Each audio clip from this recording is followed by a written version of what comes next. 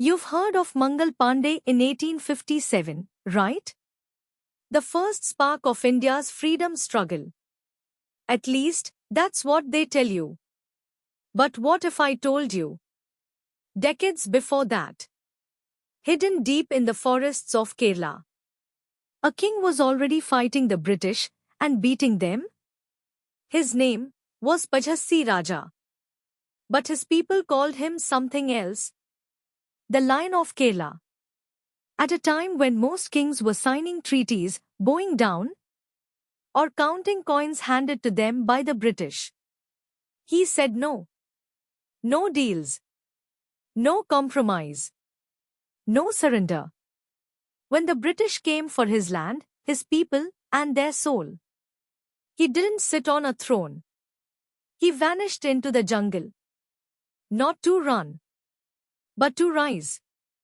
With tribal warriors, farmers, and the spirit of rebellion, he launched a guerrilla war so fierce, British soldiers feared stepping into his forests. He struck like lightning, fast, brutal, and gone before they blinked. For over 10 years, he fought, ambushed, vanished, and returned stronger. Every trap they set, he escaped. Every army they sent, he bled, but never broke. And the most powerful empire in the world? They couldn't defeat him.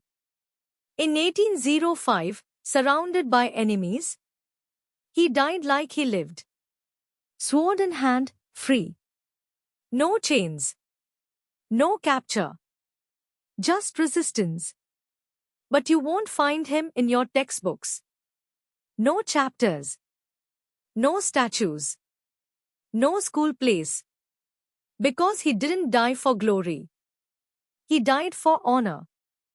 Pajhassi Raja, the king who fought the empire before the world even realized a war had begun.